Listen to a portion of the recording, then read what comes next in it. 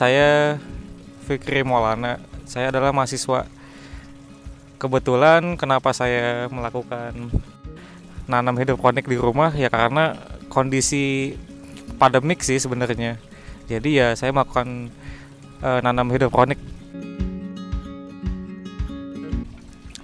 Mengenai sistem di sini bisa dibilang itu ada 3 sih jenisnya. Yang hidroponik, semi hidroponik sama aquaponik gitu. Perbedaannya sih kalau hidroponik kan dia menggunakan media nggak pakai sekam ya, pupuk bukan dari tanah, tapi itu yang buat semi. Kalau yang hidroponik lebih ke pakai penyanggahnya dari namanya rock wool. Terus kalau yang satu lagi yang aquaponik kita pakai menggunakan media sekalian juga sama kolam ikan, budidaya ikan juga gitu. Oh ya, kalau prosesnya ini kenapa bisa digunakan 3 jenis itu ada hubungannya ketiga itu. Jadi pertama kita menggunakan media hidroponik itu sendiri dari awal mulanya dari disemai dulu, kemudian pas udah jadi ada kecambahnya, kemudian kan muncul yang namanya tunas tuh. Nah itu udah ditaruh di apa tuh namanya di rockwool. Nah setelah dari rockwool tumbuh tunas, dia lanjut ke media namanya semi hidroponik. Jadi kalau udah tunasnya udah besar kan ya namanya kita pengen tanamannya lebih subur, lebih besar gitu loh. Kita pakai menggunakan yang namanya semi hidroponik. Jadi pakai sekam, namanya pupuk jenisnya namanya sekam gitu. Terus dia udah ditaruh di instalasi kayak gini yang udah diintegrasi air dan sebagainya gitu.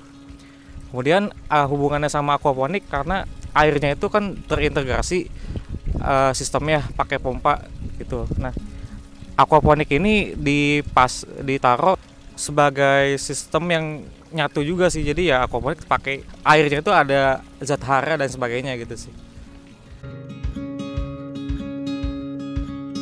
Oh, tanamannya ya.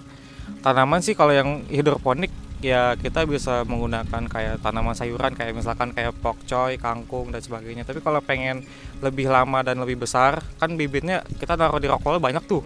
Nah kalau biar lebih penopangnya lebih kuat pakai si namanya sekam gitu loh. Jadi lanjut ke yang semi hidroponik gitu jadinya. Baru lanjut ke aquaponik karena kan kita langsung pakai airnya terintegrasi sama si kolam ikan juga gitu. Untuk perawatan ya lebih bagus gitu jadinya. Bisa aja, cuman kalau kayak nanam semangka, cabai, tomat ke arah yang lebih buat ditaruh di tanah gitu.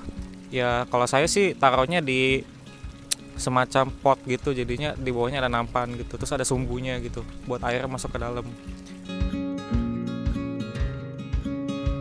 Kalau ketentuan tanaman yang misalkan kayak strawberry, cabai itu kan harus di dataran yang cukup dingin ya sama tinggi datarannya.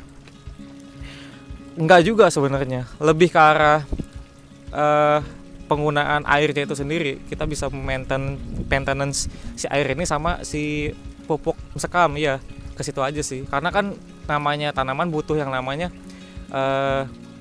udara dari air sama dari udara rongga-rongga dari si sekam itu sendiri sih gitu.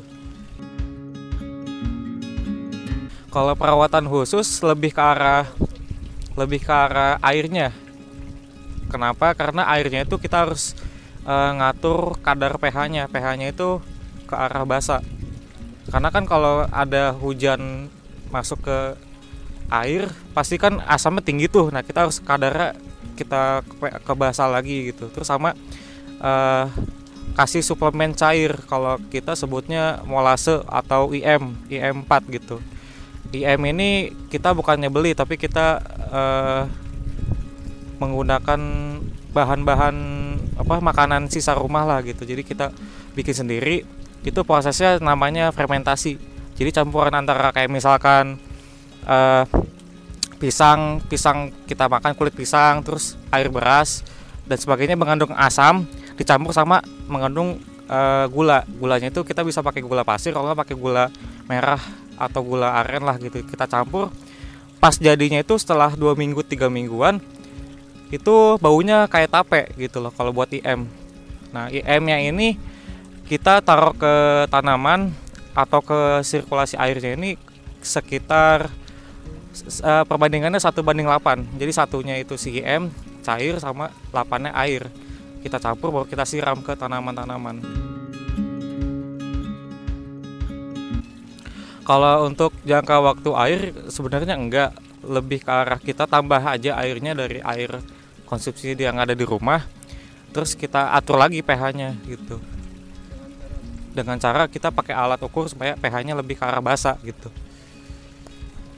Kalau jaring-jaring ya ini fungsinya buat ini aja sih, ke arah kalau ada angin kencang sama sinar matahari yang enggak terlalu nyengat gitu aja sih.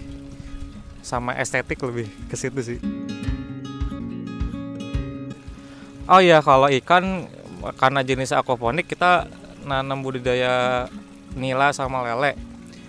Fungsinya airnya dari si lele ini kan pasti ada zat haranya juga yang tadi sudah saya bilang tadi.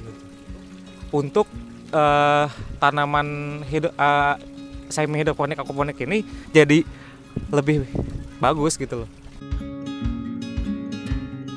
Kalau pakan, kalau kita belinya pakai pelet lumayan mahal ya. Jadi kita menggunakan namanya dari telur maggot gitu. Maggot itu semacam kayak belatung dari lalat maggot yang bertelur gitu. Beli sih, cuman lebih murah dibanding kalau pelet biasa gitu.